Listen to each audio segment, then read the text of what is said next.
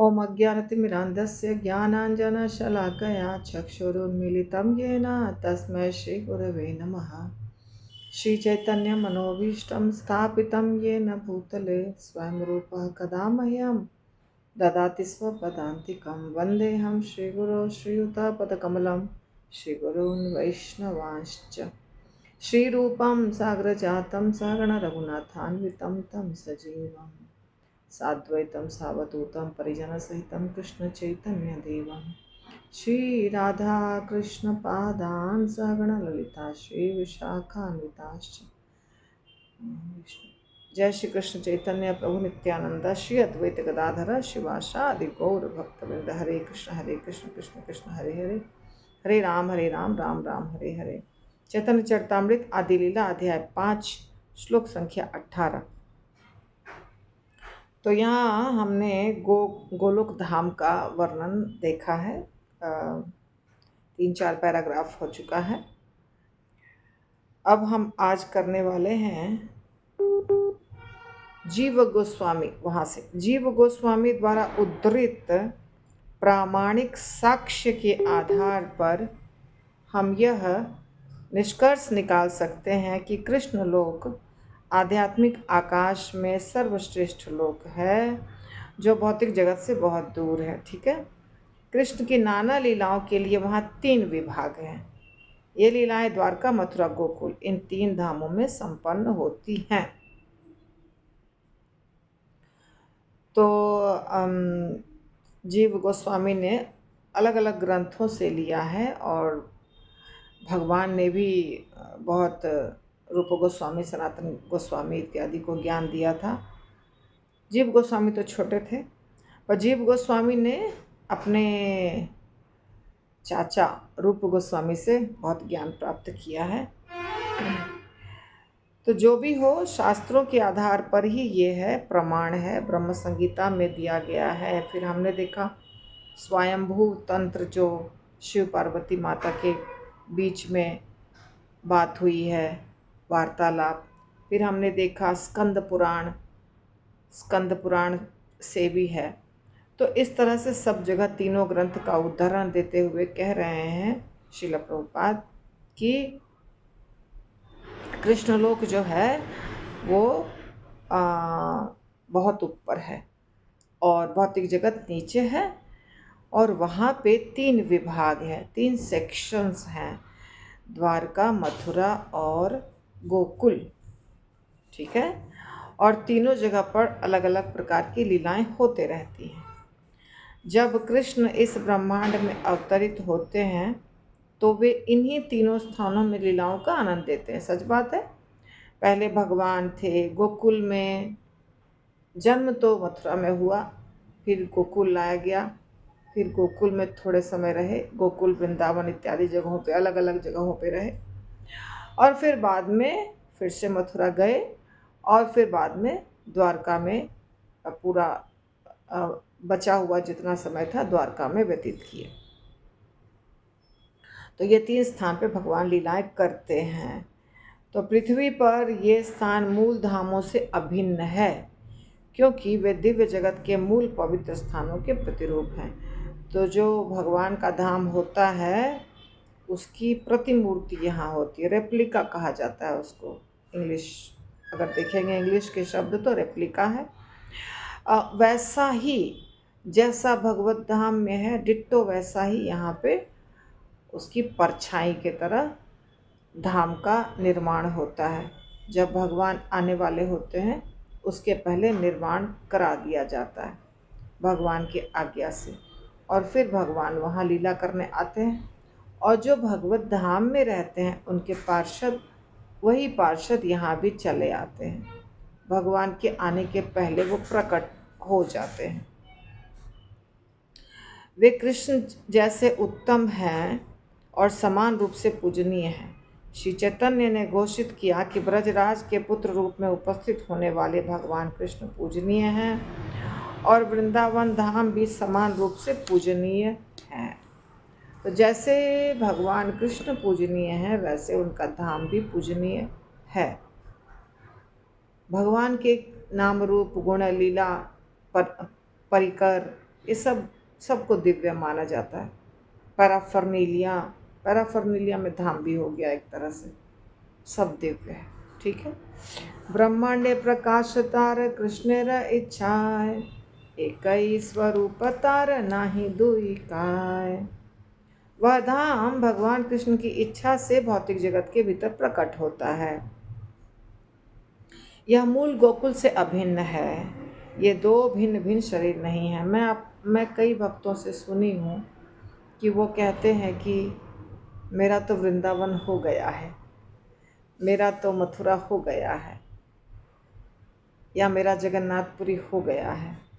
इसका मतलब ये कि मैं वहाँ गई हूँ और आई हूँ, वहाँ जाके घूम फिर करके थोड़ा समय रुक करके मैं आ गई हूँ। ये अगर आपको भगवान कृष्ण के धाम जाना है, जो असली धाम है आध्यात्मिक जगत में, वहाँ जाना है अगर, या कृष्ण से प्रेम करते हैं और जाने की इच्छा है, तो यहाँ जो धाम है गोकुल, वृंदावन, मथुरा, जगन्नाथपुरी, द्वारका, जहाँ जहाँ भगवान हैं, वहाँ आपको बार बार जाना होगा। क्योंकि जो गोलोक धाम है आध्यात्मिक जगत में, वही है ये, कोई फर्क नहीं है। जैसे आध्यात्मिक जगत में यमुना माता है, आध्यात्मिक जगत में गोवर्धन पर्वत है, रासमंडल है, सब कुछ है, और यहाँ भी है। तो ऐसा नहीं सोचना है कि अरे ये तो धरती पर का है, हमको तो गोलोक धाम जाना है, ऐसा नहीं सोचना है। गोलोक धाम में जो है वही ये है, कोई फर्क नहीं है।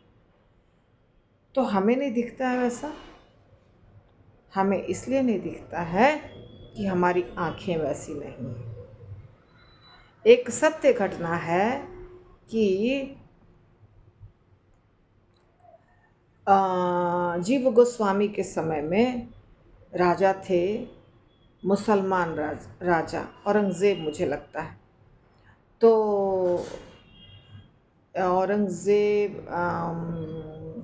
औरंगज़ेब ही थे शायद। तो वो नहीं,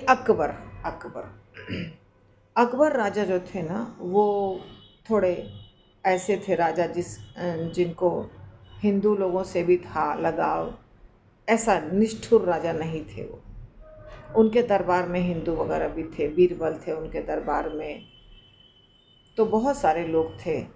तो वो हिंदुओं का भी करते थे सम्मान वगैरह। तो एक बार अकबर राजा आए थे जीव गोस्वामी से मिलने के लिए। कोई वल्लभाचार्य संप्रदाय वाले वल्लभाचार्य के बारे में लिखते हैं, जो भी हो, कोई थे महान आत्मा। तो जीव गोस्वामी से हम लोग सुने हैं। तो जीव गोस्वामी से मिलने आए थे अकबर। तो अकबर ने कहा कि आप हमको कोई सेवा दीजिए। तो जीव गोस्वामी कुछ नहीं बोल रहे थे, चुप थे। तो बहुत बार पूछे, कोई सेवा दीजिए, कोई सेवा दीजिए। तो जीव गोस्वामी ने कहा कि ठीक है, और बहुत मना करके ले गया था उनको, उनके जो भी थे गुरु या बीरबल या जो भी, क्योंकि बहुत बड़े महात्मा से आप मिलने जा रहे हैं, तो कुछ ऐसी हरकत मत कर दीजिएगा जिससे उनको बुरा लग जाए। तो बड़े भाग्य से वहाँ दर्शन उनको हुआ, क्योंकि मुसलमान थे ना, तो मुसलमान को कौन बोलेगा कि तुम साधु महात्मा के दरबार में या उनके घर में या उनके कुटिया में जाओ, नहीं, क्योंकि वो लोग ऐसा भाव नहीं रहता उनका, इसलिए। तो वहाँ गए, वहाँ जाने के बाद उनको तो बहुत बार बोले। फिर जीव गोस्वामी ने कहा कि ठीक है। और यमुना के तट पे एक घाट टूटा हुआ है, नाम बताया, ये घाट पे कुछ टूटा हुआ है, उसका किनारा, तो उसको ठीक करवा दो। तो अकबर राजा को लगा, अरे बाप रे, मैं तो इतना बड़ा राजा हूँ और मुझे इतनी छोटी सी सेवा मिली है, ये क्या है, ये तो कोई भी कर देगा। घाट टूटा हुआ है, मतलब जैसे मैं बड़ा राजा हूँ तो मुझे बड़ी सी सेवा मिलनी चाहिए थी, छोटी सी सेवा नहीं मिलनी चाहिए थी। तो उन्होंने बोला कि जैसा मैं हूँ उसके अनुसार सेवा दीजिए। तो जीव गोस्वामी उनको लेकर गए वहाँ पे और बोले, देख लीजिए इस घाट को आप मरम्मत कर पाएंगे, करवा पाएंगे। तो राजा अकबर जब गए उनके साथ देखने के लिए, तो उनको वहाँ पे पूरा घाट जो था, टूटा हुआ घाट जो था, पूरे घाट पे हीरे जवाहरात माणिक ऐसे पूरे पत्थर, बोलते हैं ना मूंगा, सफ़ायर हम लोग जो बोलते हैं, जिसको हम लोग एक छोटा सा खरीदते हैं तो 6 लाख 7 लाख का कान में आता है सॉलिटेयर, तो वैसे से पूरा घाट था बना हुआ। और टूटा हुआ हिस्सा जो था उसको बनवाना था। तो वो डर गए, बोले अरे बाप रे, क्योंकि उस समय उनको दिव्य दृष्टि दे दिया आचार्य ने, कि देखो, आचार्य ने जब दिव्य दृष्टि दिया तो उनको यमुना का तट वैसा दिखाई दिया। तो वो बोले कि अरे बाप रे, मैं तो बड़ी सेवा मांग रहा था, मैं से तो ये जो टूटा हुआ घाट है, पूरी अपनी सारी संपत्ति बेच दूंगा तभी भी मैं ये घाट भी नहीं बनवा सकता हूँ,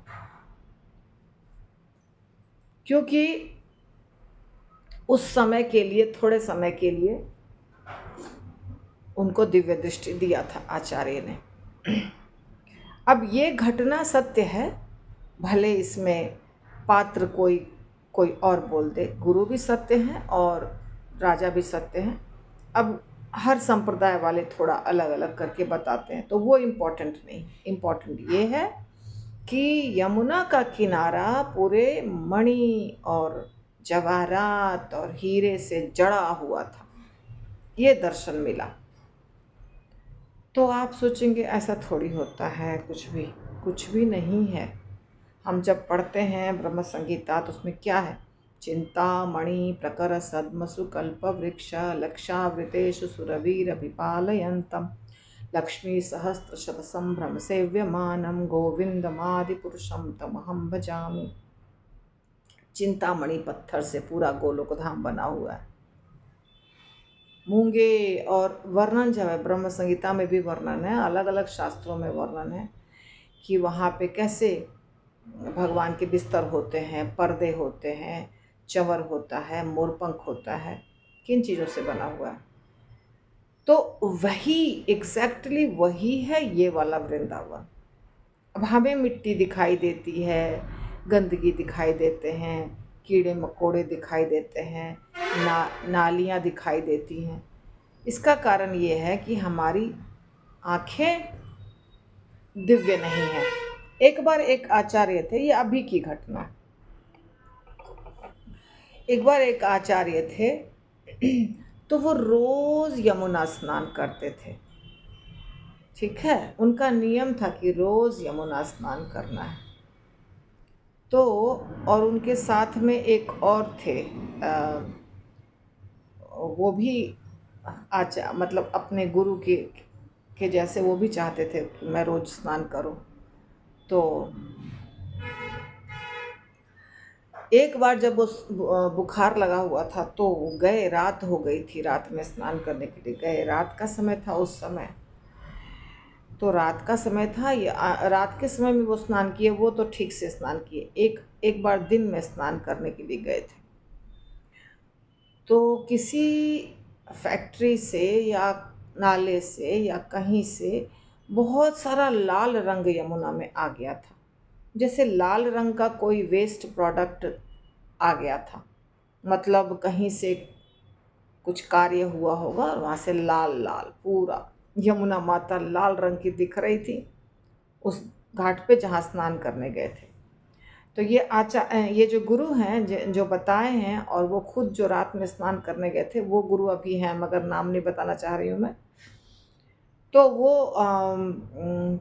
वो गए तो बोलते हैं अरे बाप रे, कैसे यमुना में स्नान करूं, यमुना माता का रंग पूरा लाल हो गया है, मतलब यमुना तो गंदी हो गई हैं। जैसे हम भी जाते हैं तो हमें क्या दिखता है, कीचड़ गंदगी यही सब दिखाई देता है।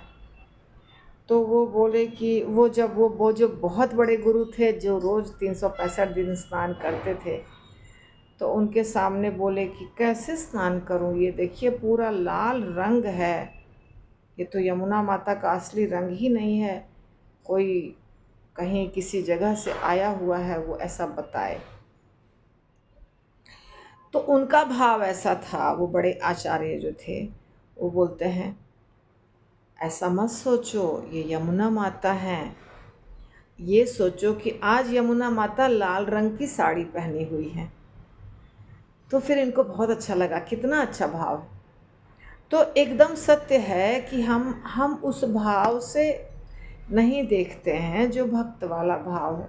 हमें गंदगी दिखाई देती है, गंदगी सच में लोग कर देते हैं, साफ भी करना चाहिए, सरकार को करवाना चाहिए, वो सब ठीक है, पर दिव्य दृष्टि हमारे में नहीं है, इसीलिए हमें सब कुछ वैसा दिखाई देता है। अब ये गंदगी ज़्यादा होती ही जाएगी, होती ही जाएगी, ऐसा नहीं कि कम होने वाला।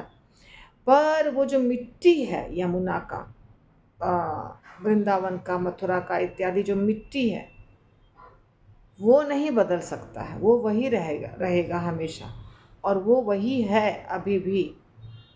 तो हमें वो समझना चाहिए कि ये वो स्थान है जहाँ भगवान ने इतनी सारी लीलाएं की हैं। तो बार बार वृंदावन जाना चाहिए। अगर गोलोक वृंदावन जाना चाहते हैं, भगवत धाम, तो यहाँ बार बार तो जाना पड़ेगा। अगर यहाँ हम बार बार नहीं गए, कि ऐसा सोच रहे हैं कि एक बार तो हो गया हमारा, तो कैसे भगवान, एक नंबर तो भगवान को समझ में नहीं आएगा कि आप कैसी भक्ति कर रहे हैं जो आपको एक ही बार जाना है। दूसरी बात, जो वृंदावन जाने के बाद, ब्रजमंडल जाने के बाद जो हमारा शुद्धिकरण होता है वो भी नहीं हो पाएगा। उसके लिए तो बार बार जाके कहा जाता है कि वास करो। रूप गोस्वामी ने कहा है उपदेशामृत में कि आपको फाइनली लास्ट श्लोक में कि आपको वृंदावन वास करना चाहिए। यदि आप देखेंगे रूप गोस्वामी का उपदेशामृत तो आपको पता चलेगा। अगर मुझे मिल जाता है, 1 मिनट रुक जाइए, अगर मुझे लास्ट श्लोक मिल जाता है तो मैं आपको बता दूंगी। हाँ, ये लास्ट श्लोक है।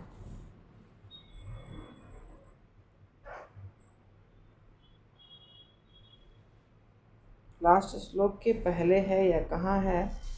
हाँ, ये है 9 नंबर श्लोक। वैकुंठा जनितो वरा मधुपुरी तत्रापि रास उत्सवात् वृंदा अरण्यम उदार पाणी रमणात् तत्रापि गोवर्धन राधा कुंडम इह अपि गोकुलपते प्रेमामृत आप्लावनात् कुर्याद अस्य विराजतो गिरितटे सेवां विवेकी न कह। मथुरा नामक पवित्र स्थान वैकुंठ से श्रेष्ठ है क्योंकि वहाँ भगवान ने जन्म लिया था।